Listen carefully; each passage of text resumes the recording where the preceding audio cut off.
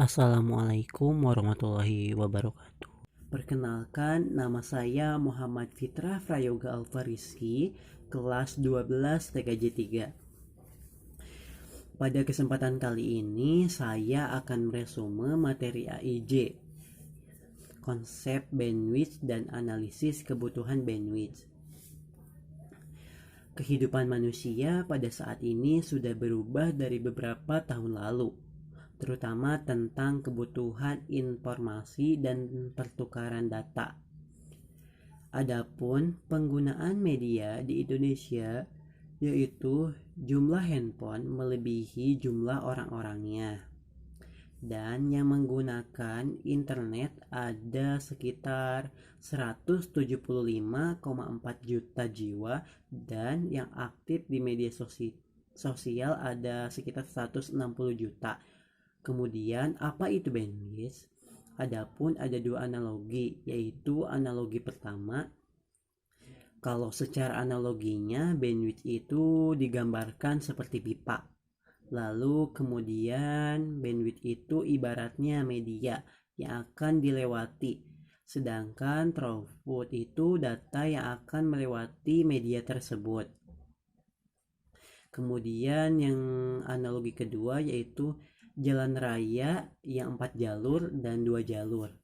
Ketika ada mobil melewati jalan yang lebar, otomatis yang lewat jalur tersebut lebih banyak daripada yang jalurnya sedikit. Nah, bandwidth juga seperti itu.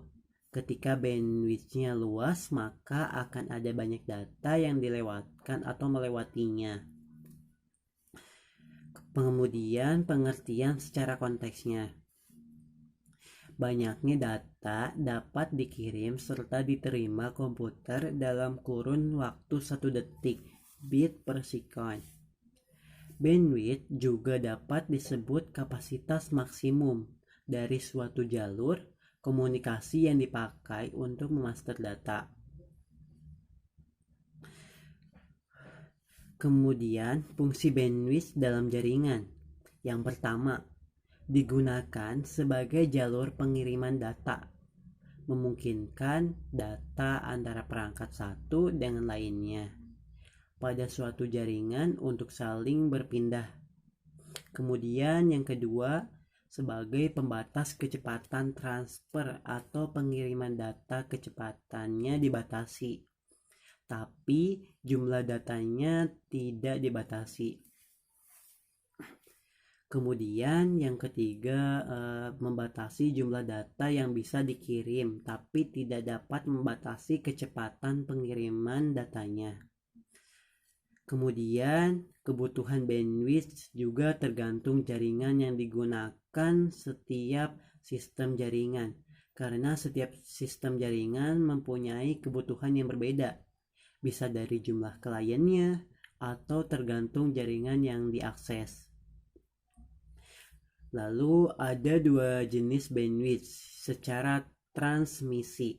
Pertama ada analog atau tidak beraturan, naik turun, berbentuk suara, ukurannya menggunakan satuan Hertz. Kemudian yang kedua digital, mempresentasikan dua kondisi 0 atau 1 karena berbasis digital dan menggunakan satuan biner. Kemudian jenis bandwidth internet. Yang pertama uplink, batas kecepatan upload biasa digunakan untuk mengupload video dan yang lain-lainnya. Yang kedua ada downlink atau batas kecepatan download, yang digunakan untuk mengambil data dalam jaringan internet. Sebelum mengatur bandwidth, kita harus melihat kondisi perangkat keras yang dipakai, sistem operasinya apa, dan lain-lain. Kemudian ada contoh kasus sederhananya, yaitu ketika kita membangun warnet atau warung internet, kita membutuhkan minimal 512 kbps. Jika ada 30 komputer, maka kebutuhan bandwidthnya 30 dikali 512 kbps, yaitu sama dengan 15.360 kbps atau sama dengan 15 mbps. Mohon izin untuk memberikan dua pertanyaan, Pak. Yang pertama, kan di analogi pertama itu ada sebuah pipa. Semisal di pipa itu ada kebocoran air atau kalau dalam bandwidth itu kebocoran data. Maka dari itu apa yang harus dilakukan? Kemudian untuk pertanyaan kedua, kan di analogi kedua itu ada mobil dan jalurnya.